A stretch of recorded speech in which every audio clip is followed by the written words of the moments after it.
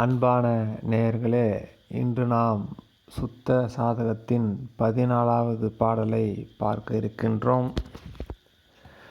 தத்துவமசி என்று உரைக்கும் 3 பதத்தில் தகுவண்ணம் 4தாம் அவையும் ஒத்துரு தொம் தத் பதம் அவை தன்னில் ஒன்று ஒன்றாம் அசியில் 2ஆம் தொத்துதல் அகன்று சுத்தமாயிருத்தல் தொல் அதிட்டானம் தானாதல் ஒத்துரு அவையில் ஒன்று ஒன்றாம் அசியில் ஓரிரண்டு அங்கமும் சிவமே.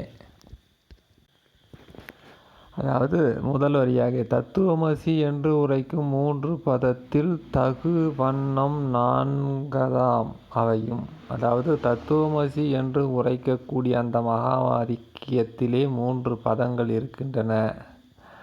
அந்த 3 பதத்திலே தகு வண்ணம் 4ஆம் வண்ணம் என்பது இங்கு எழுத்து, முக்கியமாக 4 எழுத்துக்கள் இருக்கின்றன என்று முதலடி கூறுகிறது.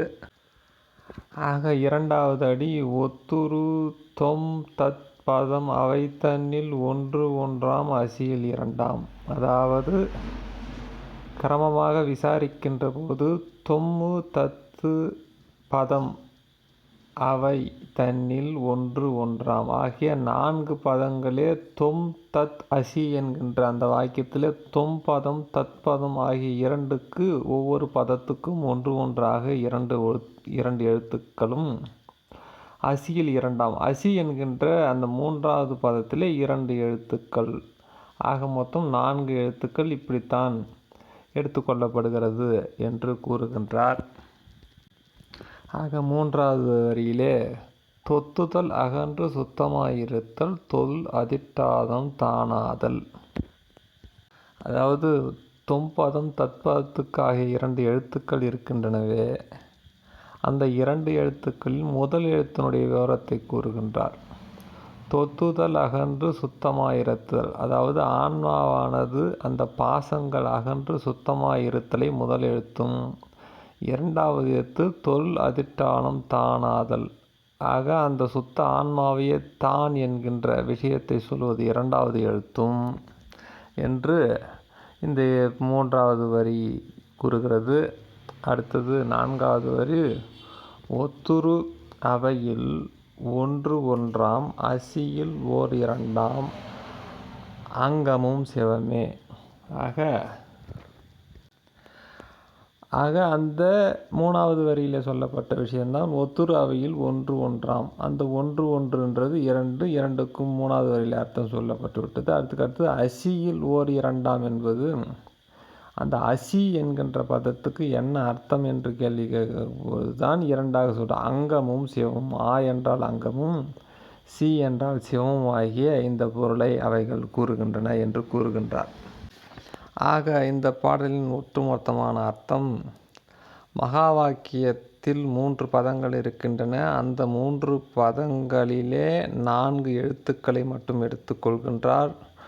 முதல் 4 எழுத்துக்கள் நாம் உதாரணமாக தோ தா அசி என்று கூட எடுத்துக்கொள்ளலாம். இந்த தோ என்ற எழுத்து எதை குறிக்கிறது என்று சொன்னால், அதாவது ஆன்மா 5 மலங்களையும் அற்ற நிலையை தோ என்ற எழுத்து குறிக்கிறது. தா என்ற எழுத்து, தத்தில் வர்ற தா என்ற எழுத்து தொல் அதிட்டானம் தானாதல், அந்த சுத்த ஆன்மாவை நீ என்று உணர்வாய் என்பதை குறிக்கின்றது.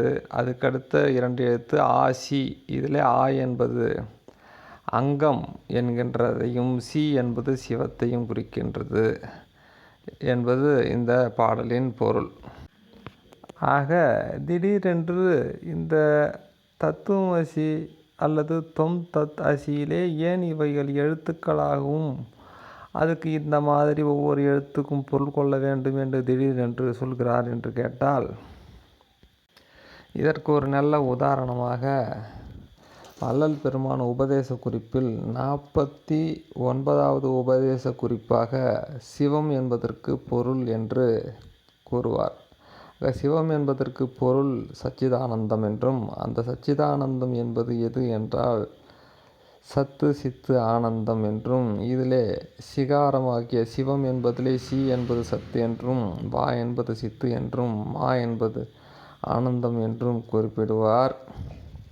அதே போல் இன்னும் கூட கூடுதலாக விளக்கம் சிகாரத்துக்கு, அதாவது சத்துக்கு விளக்கம் சொல்லுவார். சத்து என்பது அல்லது சிகாரம் என்பது எல்லாம் உள்ளதாகவும்,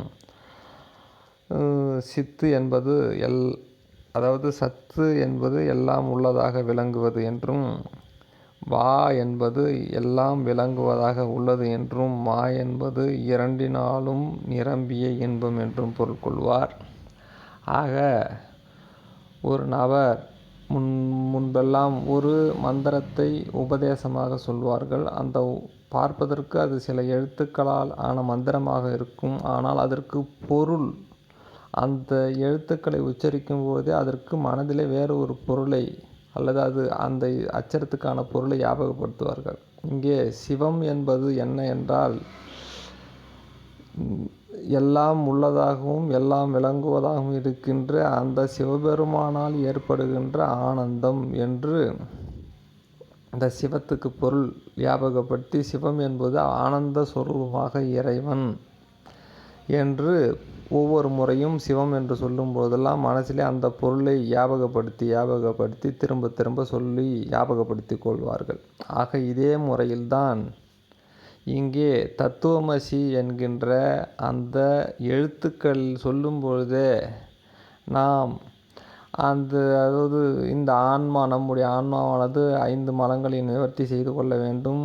பின்பு அந்த சுத்த ஆன்மாவே தான் என்றும், பின்பு அந்த தான் என்பது சிவத்தினுடைய ஒரு அங்கமாகத்தான் நாம் இருக்கிறோம் என்கின்ற இந்த விஷயத்தை ஞாபகப்படுத்தி கொள்ள வேண்டும். இந்த தத்துவமசி என்கின்ற வாக்கியத்தை உச்சரிக்கும் பொழுதே என்கின்ற அந்த முறையிலே இந்த ஒவ்வொரு அச்சரத்துக்கும் எப்படி சிவத்துக்கு வள்ளல் பெருமானாரோ அதுக்கு முன்னாடி இருந்தவர்களோ ஒவ்வொரு அந்த மந்திரங்களுக்கு தனியாக அர்த்தம் என்று சொல்லி அது வெளிப்படையாக சொல்லாமல் வெறும் மந்திரத்தை மட்டும் உச்சரித்து கொண்டு அதன் பொருளை மனதுக்குள்ளே ஞாபகப்படுத்தி கொள்வார்களோ, அதே மாதிரி தத்துவமசி என்பதை ஞாபகப்படுத்தி கொள்ளும் பொழுது கூட நாம் சுத்த ஆன்மாவாகவும் தாம் சிவத்தின் அங்கமாகவும் இருப்பதாகவும் ஞாபகப்படுத்தி கொள்ளுகின்ற அந்த முறையை இங்கே அறிமுகப்படுத்துகின்றார். ஆக திடீரென்று இது சொல்ல அந்த முறை ஏனென்றால் இதுக்கு முன்னாடி இருக்கிற பாடல்கள் ஒரு கோர்வையாக வருகிறது. பாடல் எண் 1லிருந்து 6 வரை இவருடைய இந்த சிவத்துக்கு அங்கமாக இருக்கின்ற இந்த கொள்கை எங்கிருந்து எடுக்கப்பட்டது, அதாவது உபனிஷத்துக்களிலிருந்து எடுக்கப்பட்டது என்றும், வேறு வேறு மார்க்கங்களை பற்றியும் உபனிஷத்துக்களிலிருந்து எடுக்கப்பட்டதையும் விளக்கி சொல்லி 7, 8, 9, 10 ஆகியவையில் வேறு வேறு மார்க்கங்கள், அதாவது சித்தாந்தத்தில் முத்தி பற்றி என்ன குறிப்பிட்டிருக்கிறது, அதை எந்த கண்ணோட்டத்தில் பார்க்க வேண்டும், வேதாந்தத்தில் முத்தி எப்படி குறிப்பிட்டிருக்குது, அது எந்த கண்ணோட்டத்தில் பார்க்க வேண்டும், இந்த சுத்த மார்க்கத்தில் முத்தி என்பது என்ன, அது எப்படி அணுக வேண்டும் என்பதை விளக்கி கூறுகிறார்.